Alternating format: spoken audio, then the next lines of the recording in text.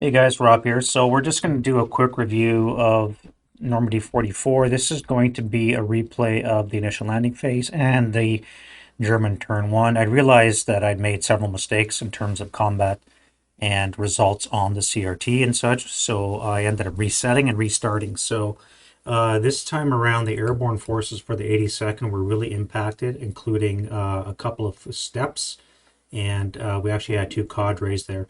Now, the 101st wasn't too bad. They're mostly just scattered, and there's only one that was actually striped. So, scattered and entrenching in the attempt with a determined defense, they were able to withstand the German assault, which attacked with the Fallschirmjäger, causing again one stripe loss. Beach landing was primarily successful, and these guys here took out the strong point, and then they advanced one hex.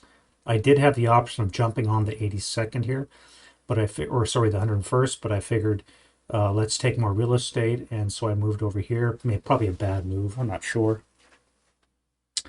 Sliding over to the right for Omaha Beach, it was pretty good overall.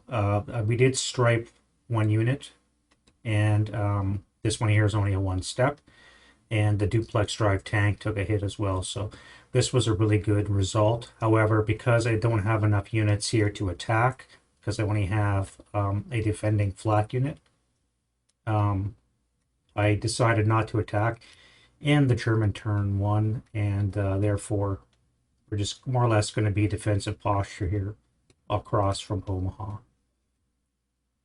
Same here, I got my defending Jagdpanzers, so they're just going to hang out. And they're going to try and keep these guys on the beach. But again, in the Allied turn one, this is probably going to be a loss. We'll see how that goes again. And of course, we do have follow-up units that are ready to come in. Now, in the Commonwealth sector, here again, we had the three airborne units, and including one here. And in the ensuing first turn German combat, we were able to demolish it because we had good armor shift. And it had been scattered and reduced again to cadre status. So in terms of victory point wise, we've got one 82nd cadre as well as, one 82nd cadre and one British 6th Airborne casualty as well. And most of the airborne units were in fact scattered when they landed. So because I was in reserve status, I decided rather than engage this unit, I probably would have been outmanned to 1 to 2 odds. I decided I'll just reinforce my other unit that took the stripe on the initial assault. So, and that's about it. Now, out of supply units, I do have a couple of strong points that are out of supply. This one here is only a level 1, but this one here is isolated just because it's surrounded by airborne units as well as the armored units here. So that's basically the end of the German turn one. Replenishment wise, we still got one supply point, which I used up the one Cherbourg one with my artillery onto this attack.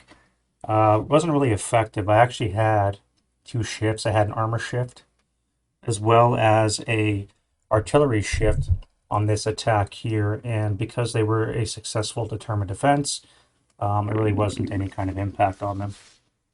So I think things are shaping up nicely for the Allies. Omaha was fairly bloody, but aside from that, the airborne scatter was probably the biggest detriment. And again, in the Commonwealth, most of the tanks did take the duplex drive hit, and some of the units were striped in the process of landing. But not a lot of German forces to defend, and they're probably going to get whittled away, depending how it goes. We'll see, obviously, in the Allied turn one, which will be coming up next.